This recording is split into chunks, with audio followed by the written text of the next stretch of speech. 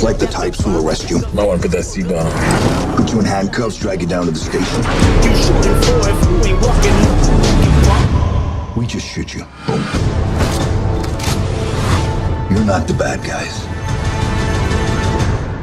We are. Seem like the whole city. Den of Thieves, starring Gerard Butler and directed by Christian Gudicast, I think is his name. This is a first-time director. He did help write London Has Fallen, which is not my favorite movie. But he did a really good job at his first time directing this movie. I was surprised by a lot of it.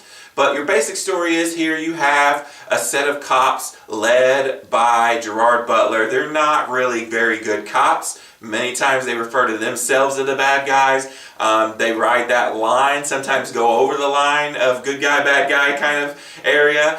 But they're good at their jobs, they get stuff done, and they are chasing after a set of bank robbers led by Merriman, played by Pablo Schreiber. Then you had 50 Cent, Curtis Jackson in there. You had O'Shea Jackson, which is little Ice Cube. Their crew is really good at doing these bank robberies, but they want to pull off this huge heist. They want to rob the Federal Reserve, which has never been robbed before. And so there you have your movie. You have these cops that are trying to get these bank robbers, and they do a really good job of giving you, 50-50 screen time for each faction, so you can kind of see how each of them works, and they try and build on the characters for each side. Another good thing about this movie, the action is shot really well, it's very well directed, and the performances by each person for a movie of this type are really good.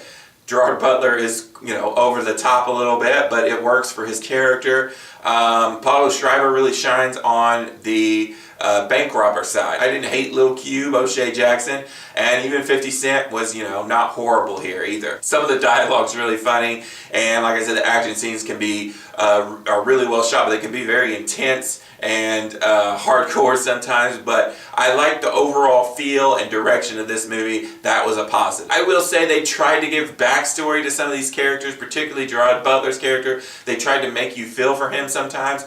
Never quite did, because he kind of was a jerk a lot of the movie. They also try and make you feel for the bank robber characters, but they never really go too far into the backstory of any of these people. And that's probably for a reason. There is a twist at the end of this movie, and I felt like they probably had to tone down the backstories just a little bit so that they could pull off the twist at the end. And for me, I didn't see the twist coming. I know I have a hard time seeing these things coming sometimes though. But it added an extra layer of kind of cool to the movie with the twist, because you figure out who's kind of masterminding everything. Because at first when you're watching it, you're like, what is the point of this? Especially towards the end, how things are going down. You're like, this movie probably would have get a much lower score for me if the twist had not been there. The twist kind of helped save it a little bit. They kind of set up for a sequel, which is not necessary. I was not overly blown away by this movie. I enjoyed it for a one-time watch. If you're into like cool heist action movies, there was a lot in there to love, but like I said, there's not a whole lot of character depth. When they try, they fail, and it builds and builds and builds to a twist that is either going to really work for you or not. But I didn't hate it either. I would definitely, it's definitely worth a rent. I'm going to give Den of Thieves a 3 out of 5. Hey, thanks for watching this video. If you want to stay up to date with all my reviews and reactions, hit the subscribe button. While you're at it, hit the like button on this video, comment down below. Some of my last videos should magically appear here. Click those. Until next time, this is Rainy Cage. Peace out.